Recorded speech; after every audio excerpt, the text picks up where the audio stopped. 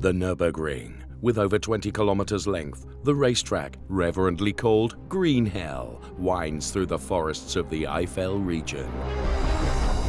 Opened in 1927, the Nürburgring quickly gained the reputation of being the most demanding racetrack in the world. Since then, the racetrack has been attracting daring race drivers to beat it.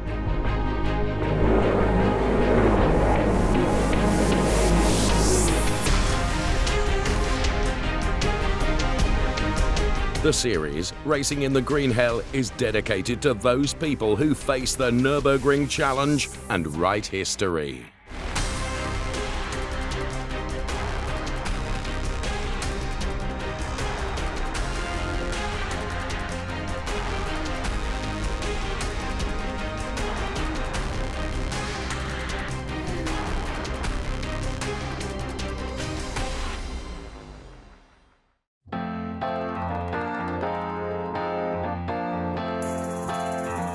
For over 4 decades, the Nürburgring has had its very own racing series, the VLN Endurance Championship. An association of motorsports clubs and hobby drivers at first, the Endurance Championship became a professional championship for amateurs and pros alike, even for works teams. Among a starter field of over 150 GT and touring cars, there are always some cars, teams and drivers who become audience favorites. This also applies to the father and son team Ralf and Andreas Schall and their racing cars. From the Ford Escort 2000 and the DTM descendants Mercedes-Benz 190 Evo 2 and Opel Astra V8 Coupe to the Group H Porsche 997 GT3. For over 3 decades, both Schall generations have achieved fast lap times and countless victories on the Nürburgring. Baden-Württemberg, Dornstadt, near Ulm. Here, the Schall family runs a Mercedes-Benz car dealership. While Andreas Schall's parents work in the agricultural industry, he is more interested in the mechanics of agricultural machinery and cars. My father owned a farm that I should have inherited. As his successor, I was fully prepared to do so. I have always been technically gifted, tinkering with tractors, harvesters and such. That is why I began my apprenticeship as a lorry mechanic. In Stuttgart, I got my Master Craftsman's certificate and then became self-employed by the age of 27. Andreas Schall has always been interested in fast cars, and so it's no coincidence that he too finds his way to the racetrack. I had been to some hill climbs as a spectator near Blaubeuren. Then I went to Hockenheim in 1968 to see the Jim Clark revival. I saw Wolfgang Siegel race in a Porsche that I had sold him before, and I thought, I can do what he can do. For his first attempts at racing, a suitable vehicle is quickly found. A damaged Porsche 911 is being put back together. I welded on a new rear that I had taken from another car. That is how I ended up on the racetrack. I went in and asked, where is the paddock? I didn't even know where or what it was. In the morning, I drove my best lap time because it was raining so hard that everyone else got off track. Andreas Schall immediately gets the motorsports bug, so naturally, the first Nürburgring race wasn't a long time coming. My father had been driving on different tracks before, on airfields or in Hockenheim. I believe everyone who wants to drive on a truly great racetrack will end up here on the Nürburgring eventually. That has been the case for my father as well. In '69, I came to the Nürburgring for a 4-hour race. It was more of a regularity test, really, but I didn't care. I just accelerated. There weren't any guardrails back then, I remember that well, only hedgerows at the side of the track. I felt immediately comfortable on the Nürburgring track. I did not mind the jumps. I learned quickly how to take those. In the following 15 years, the name Schall is found on entry lists and in race results of the ONS Cup and the German Racing Championship time and again. Of course, there are occasional excursions to the Nürburgring as well.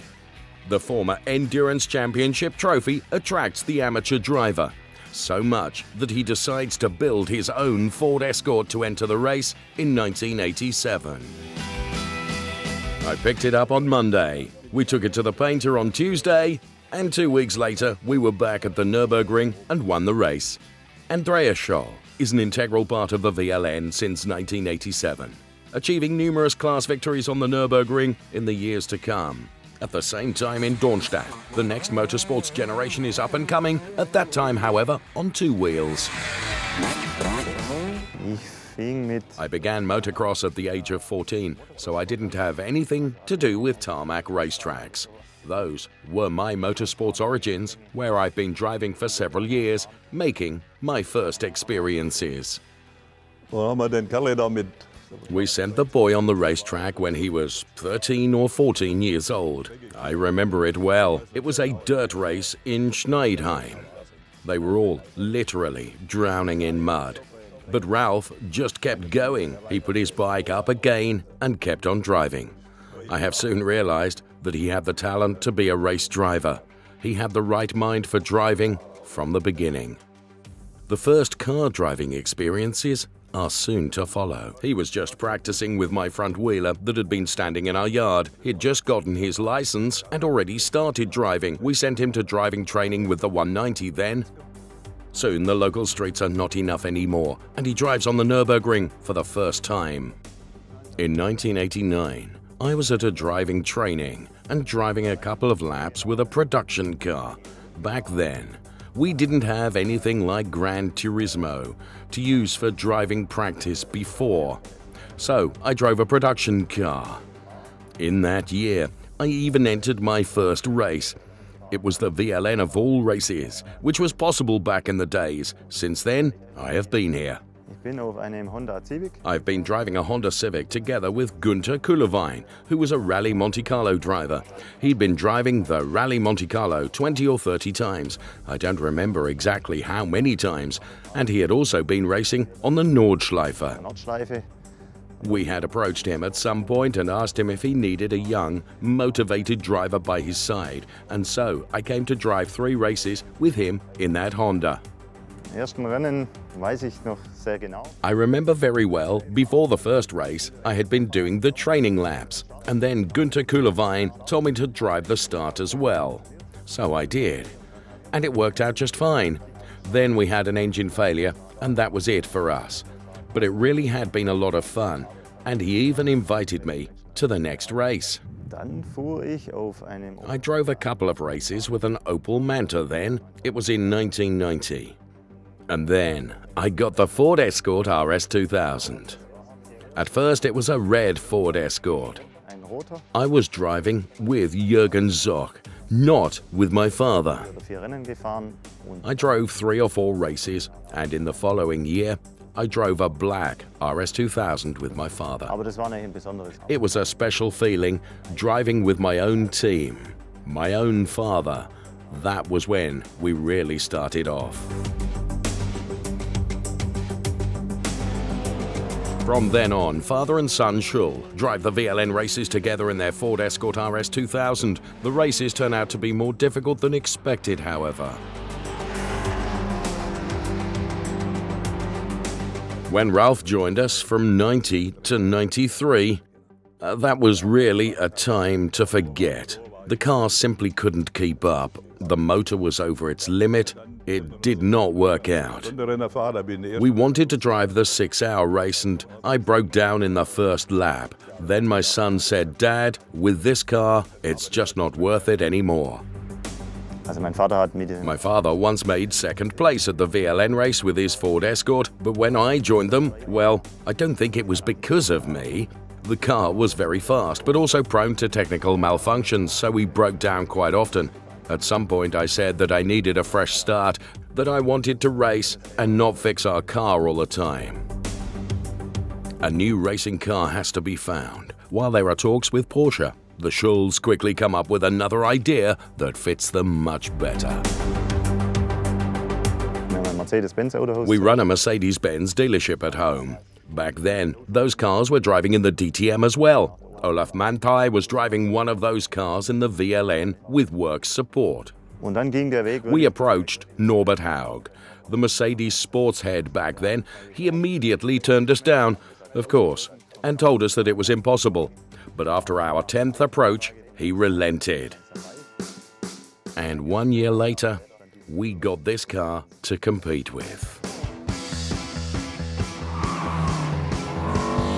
A new era begins for Andreas and Ralf Schall with the Mercedes-Benz 190 Evo 2 DTM racing car. For the first time, they are driving a car capable of achieving overall victories. We came to the Nürburgring for a race without having driven a lot. It was raining and everything. It was typical IFL weather. Rain, sleet. I drove the start since I had the experience. It worked out very well, although we needed the engine to be fixed. The weather just got worse. We were in second or third place. I thought we were in second place. I had told my team before the race, if you show me a negative time, I'll know I am behind. But I had mixed it up. I thought we were falling further behind, when really we were expanding our lead. So we were 1 minute in the lead, right in front of Jörg Severich's E30 BMW, who was a DTM driver at the time. It became really dramatic then, because it began to rain and snow heavily. I was driving backwards into the Castrol S bend after the start-finish straight, getting stuck in the mud, thinking, now we're done. But then I saw the red flag. They didn't get it at first. I knew immediately that the previous lap didn't count. So when I said, victory, everyone thought I was nuts. But we did win the race. It was the first class victory, the first group victory, and the first overall victory. I realized that only a couple of days later. That was, I cannot even describe how it felt. I had never won a race before and just achieved the overall victory. That was just amazing. In the following years, the father and son team are soon to be reckoned with.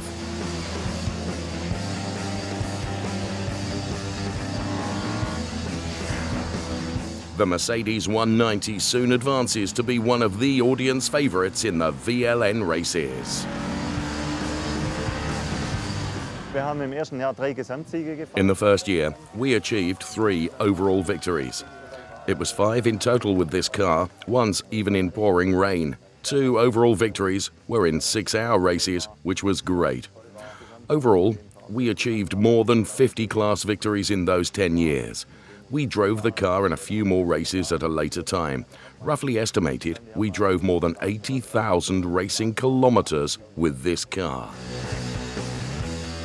We also had a few technical defects.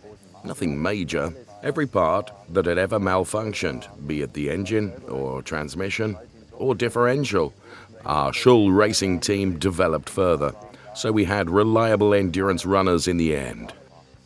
It was a fantastic time. We were always right up there in the lead. The whole VLN atmosphere was great.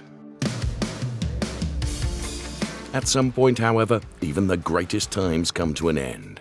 While the Schall Mercedes 190 can be found in the lead of races at the beginning of their career, the VLN Championship develops further. A new era of professional racing teams with overpowered GT racing cars begins, which marks the end of the 190, at least for now. The DTM is also promoting a new generation of racing cars. In that case, however, Mercedes could not provide the Schalls with a suitable car. Mercedes didn't have a suitable DTM car available at that time. We've had a good relationship with Volker Streichegg because of many duels on the Nordschleife. He was driving his Omega against this car. Those really had been great duels. He was the Opel sports director at that time, and we managed to soften him so that in the end we were driving a DTM Opel on the Nordschleife. In 2003, the Opel Astra V8 Coupe and Phoenix Racing successfully proved their abilities on the Nordschleife in the 24-hour race.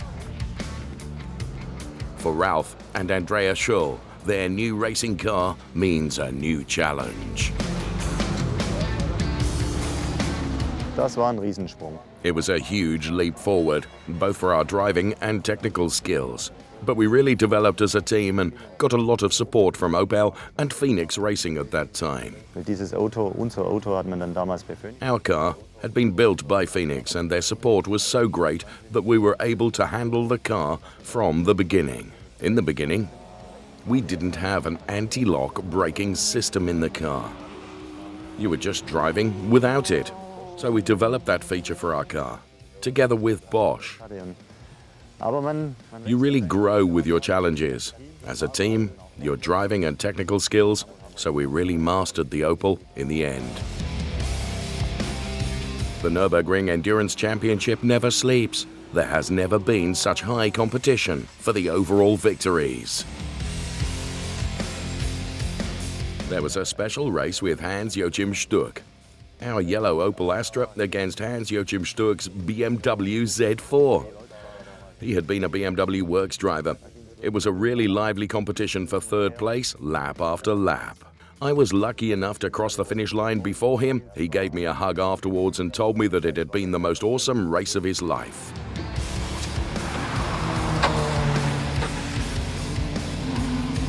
Despite all their moments of success and happiness, Andreas and Ralf Schall are denied their greatest triumph.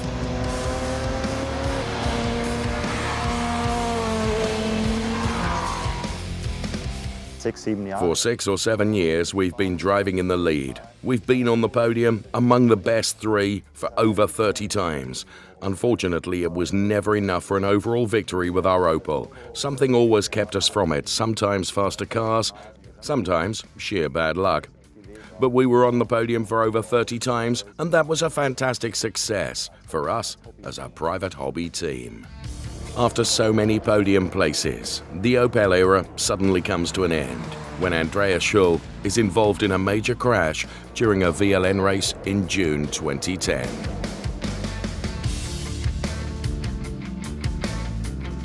Ja, es gab dann einen großen Schreckmoment. 2010 war das, im Juni. We had quite a shock moment in June 2010. That is what ended our time with the Opel rather suddenly. My father really put the DTM safety concept to the test when he crashed in the Tiergarten section with 270 kilometers per hour and 3-4 rollovers. Afterwards, he got out of the car unharmed and we went home. The car was totally damaged. There were hardly any parts left on it. But he was sitting on the sofa with us that night. That was the best promotion the DTM safety concept could get. Aber der Opel, das war... I don't quite agree with Ralf that the Opel was the most awesome car, but it definitely was the safest. The whole front, everything was gone. That car has definitely saved my life.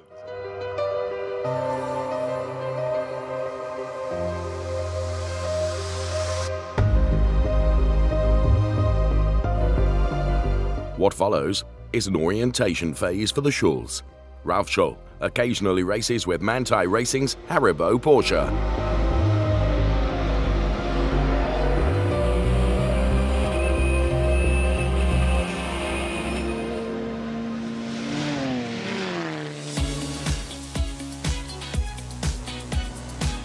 The start of the 2011 season means back to the roots for the Schalls. They enter Group H with their 190. The focus is no longer on the overall, but instead on group and class victories.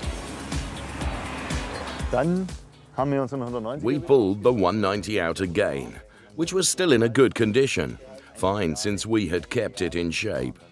Then, for a couple of years, it must have been 3 to 4 years, we've been driving the 190 in Group H. It was 15th to 20th place in the overall classification. It simply wasn't possible to achieve top 5 or top 10 places anymore. But despite that, it was still great fun. Driving together with my father again, we've had a really good time.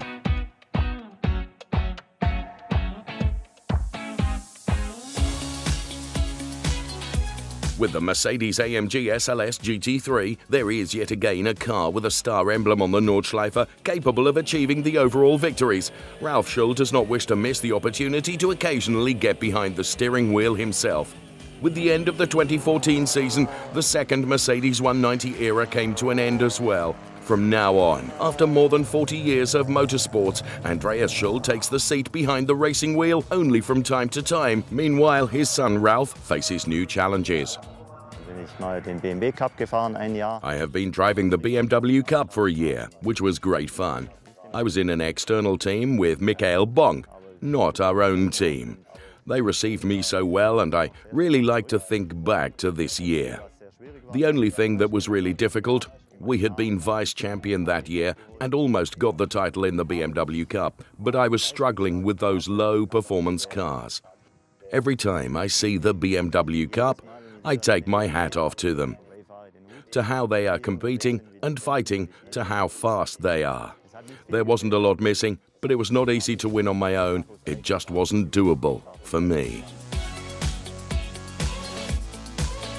After that short excursion to the BMW Cup, Ralf Schall is yet excited to be sitting in a high-performance racing car again. For years, I have said that I never wanted to drive a Porsche. Everyone drives Porsches. Everyone can drive Porsches. In the end, I too ended up with Porsche. Together with Christopher Gerhard and his TAM racing team, they enter Group H again. This time with a Porsche 911. The successful duo virtually dominates the class.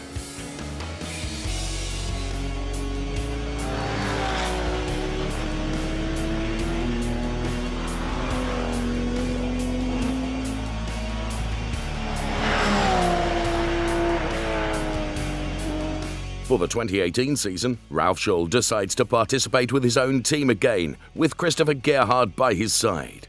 By the mid-season 2018, Ralf Schall writes VLN history with his 100th class victory.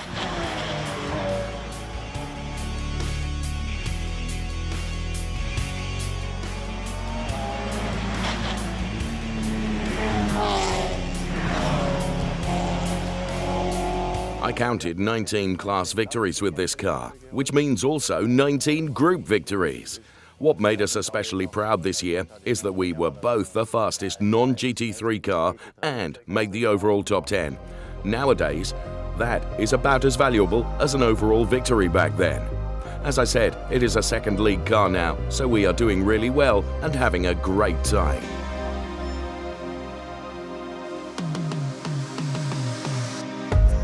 The Nürburgring, especially the VLN track variation, combining the Grand Prix track in its short version and the Nordschleife, seems to be a good place for the Schalls. We have the Grand Prix track that really starts off when you cross the bridge towards the Hatzenbach section. We have a great mix of very fast and slower turns. We have jumps and areas you don't see clearly that you drive through almost blindly. Yes, it is simply great fun to drive on the Nordschleife. There is no corner on the Nordschleife that I don't like. I know the track so well, it suits me just fine. Who does not respect the Nordschleife track will go down. There is no doubt about that. The track's character has remained. I like every bend of the Nordschleife from beginning to the end. It's not only that asphalt ribbon in the Eifel area that's unique. For decades, a dedicated fan community has formed around the Nordschleife and the VLN Championship, which makes this place so special. I was always happy to have fans coming over from the track after a race or writing a message to me. The fans are able to assess the situation on the track. Everyone else simply cannot imagine what it is like on this track, in this series, or in a racing car in general. That is why fans at the Nordschleife have always been most important to me. Still, the Endurance Championship is changing, as motorsports has been constantly developing in recent decades. Due to growing professionalization of the racing series, its charm and familiar atmosphere tend to get a little lost at times. There have been many changes. I'm not the person to say everything was better in the past. A lot of changes have been positive, some have been negative. Overall, everything is much more professional these days. The solidarity, helping each other, that existed before as well. We have helped other teams change their engines between training sessions and races, and others have helped us a lot too. That does still exist these days, but surely not to the same extent now. Everything became much more professional. As changes are part of life, they are no reason to end a motorsport career. So in 2016, at the age of 77, Andreas Schall drives the Young Timer Trophy that is taking place before the 24-hour race and achieves the class victory. Many of the drivers take a time out. They don't drive races for a while and they all come back. It's been proven 100 times. My motto is, I don't stop, so I won't have to start again. It's been many good years. We are still having a good time. Everything has to end someday, but I want to drive at least one more race, and if I don't win this one, I'll drive another one. Throw me aside at the end of the game. Turn your back cause I call your name. Another love gone bad again. Bad again, bad again. Slam the door as you curse my name. Toss my clothes on the open flame. Another love gone bad again. Bad again,